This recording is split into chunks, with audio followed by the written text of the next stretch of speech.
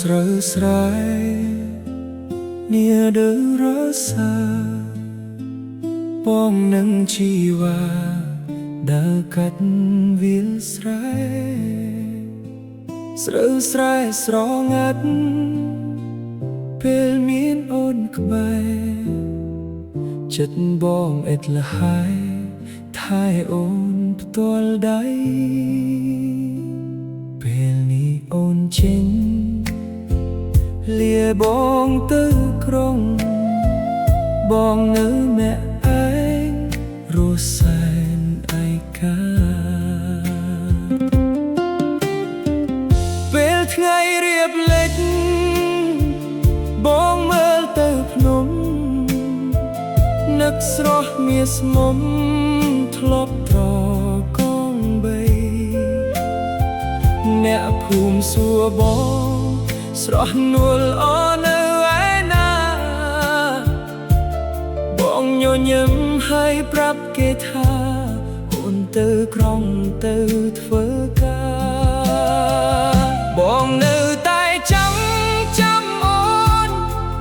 សង្ឃឹមអូនវិលវិញវិលមកក៏រកបងដឹងទេនួលអងបងនឹកតែពើអ្នកស្រែចាំអូននៅវាលស្រែកន្លែងចាស់កន្លែងដែលយើងងូតទឹកបងទៅលេងវារាល់ថ្ងៃបើអូនវិលវិញបងនៅទីនេះកន្លែងនេះដៃដែលធ្លាប់កាន់ដៃនៅតែចាំ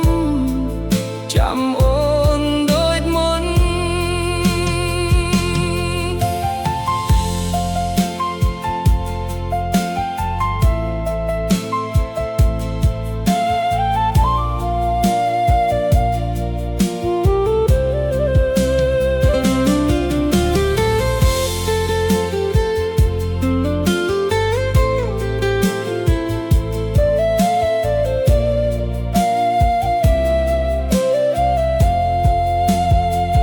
បងគ្មានឡានថ្មីគ្មានផ្ទះធំស្កឹមស្កៃមានតែដួងចិត្តស្មោះសម្រាប់ជូនស្ងួនថ្ងៃ